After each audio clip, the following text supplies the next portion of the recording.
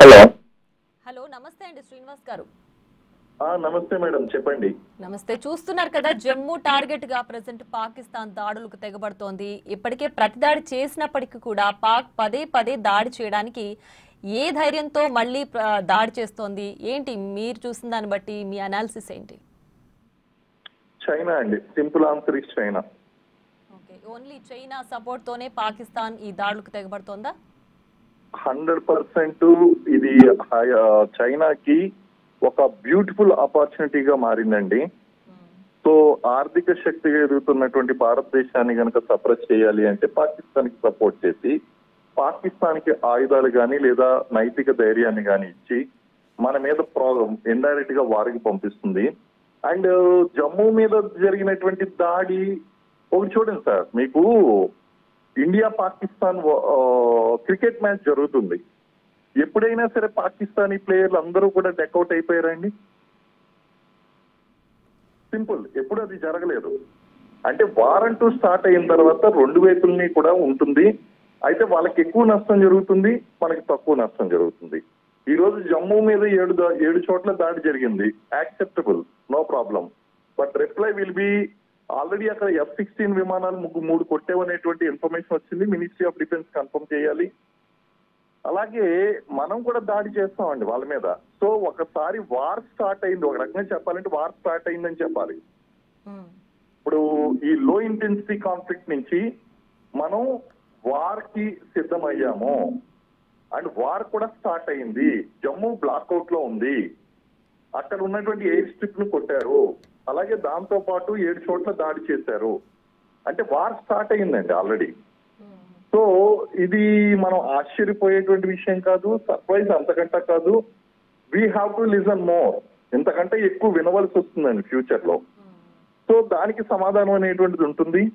And ఒకటైతే చెప్పగలనండి, మనకి వాళ్ళకి 100% నష్టం జరిగితే మనకు ఒక 30%, 40% కూడా నష్టం జరిగే అవకాశం లేకపోలేదు. జరుగుతుందండి, అది నష్టం జరుగుతుంది. దానికి ప్రిపేర్డ్ గానే ఉండి మనం ముందుకు వెళ్తున్నాం.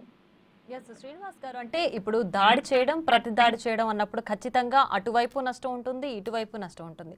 కాబట్టి అంటే ఈ దాడులకు ఫుల్ స్టాప్ పెట్టాల్సిన అవసరం ఉంది అని ఇప్పటికీ అమెరికా అధ్యక్షుడు కూడా ఈ దాడులు ఆపేయండి అన్నట్టుగా కూడా ఒక స్టేట్మెంట్ ఇచ్చారు ఆయన.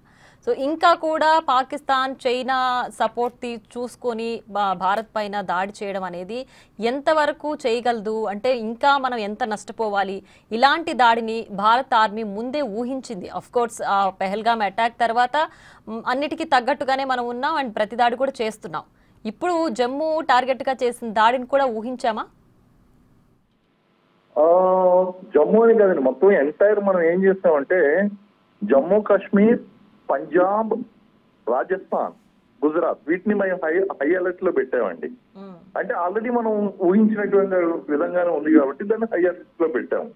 అలాగే అక్కడ ఎయిర్ స్ట్రైక్ సైరన్స్ అనేటువంటివి బ్లో అవుతున్నాయి, ఆల్రెడీ రన్ అవుతున్నాయండి. అంటే ఇది మనం ఆల్రెడీ ఈ బార్డర్, వెస్టర్న్ బార్డర్ ఉన్నటువంటి స్టేట్స్ ఏదైతే ఉన్నాయో it is already been high threat అండి. హై థ్రెట్ అనేటువంటిది ఉంది, మనం జాగ్రత్తలు తీసుకుంటున్నాం. అయినా సరే కొన్నిసార్లు తప్పదండి, ఇటువంటి మనం ఫేస్ చేయవలసినటువంటి అవసరం ఉంది. ఎందుకంటే మనం వార్ సినారియో అనేటువంటిది ఎక్స్పెక్ట్ చేస్తే మనం రంగంలో దిగాము. కాబట్టి మీరు రేపటికల్లా ఇంకా ఎక్కువ వింటారండి, రేపు సాయంత్రానికి ఇంకా ఎక్కువ వింటారు. ఎస్కలేట్ అవుతుంది, ఫుల్ ప్లెడ్జ్డ్ వార్కి వెళ్తుందండి ఇది. సో ఇప్పుడు మనం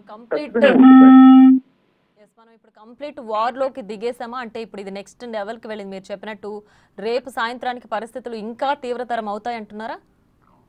చాలా తీవ్రతరం అవుతాయండి, చాలా తీవ్రతరం అవుతాయి. ఇంకా మీరు మధ్యాహ్నం చూడండి, ఆల్రెడీ మనం అమృత్సర్ మీద జరిగినటువంటి అటాక్ ఏదైతే ఉందో దాన్ని తిప్పికొట్టగలిగాం.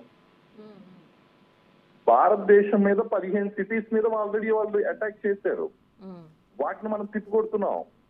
అందులో జమ్మూ ఒకటి ఫెయిల్ అయింది. మనకి ఫెయిల్ అయిందంటే పడ్డాయి, కొన్ని పడ్డాయి, okay fine, but we will take. ఎందుకంటే అక్కడ మనం ఏమి ఎయిర్ క్రాఫ్ట్స్ ఉంచాం, మీకు ఫస్ట్నే మనం కేర్ తీసుకుంటాం. అక్కడ ఎటువంటి ఎయిర్ క్రాఫ్ట్స్ ఉంచాము, ఏమి ఉంచాం, అవన్నీ కూడా ముందుగానే తరలించడం అనేది జరుగుతుంది.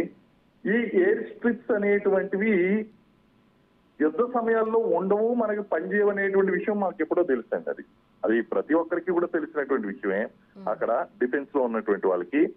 బట్ ఆల్టర్నేటివ్ ప్లాన్ అనేటువంటిది నేను చెప్పను కానీ we have alternate.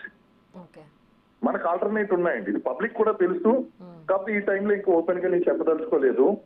But even public also knows that దానికి ఆల్టర్నేట్ గా మనకి ఉన్నాయి. మనం ఆల్రెడీ సంసిద్ధంగానే ఉన్నామండి. వాటర్ లో ఉన్నటువంటి ఎయిర్ స్ట్రిప్స్ అన్ని కూడా పోతాయండి, ఏది మిగలదు. ఎయిర్ క్రాఫ్ట్స్ అక్కడి నుంచి ఎగరలేవు. కాబట్టి మనకి ప్లాన్ బి ఉంది, ప్లాన్ సి ఉందండి. అది మనకు తెలిసిన రోజున ఇది మనకు తెలిసింది కదా అని మీరు కూడా ఆశ్చర్యపోతారు. ఎందుకంటే మనం దీని గురించి 10 సంవత్సరాలు బట్టి కష్టపడుతున్నాం అండి. 10 years బ్యాక్ దీనికి మనం ప్లాన్ చేసుకున్నాం. రేపొద్దున యుద్ధ సమయంలో ఇలాంటివి వెళ్ళిపోతే, ఎయిర్ స్ట్రిప్స్ పేలిపోతే మనం ఏంటి ఆల్టర్నేట్ అనే విధంగా మనం ఇన్ఫ్రాస్ట్రక్చర్ డెవలప్ చేసుకోగలిగాం.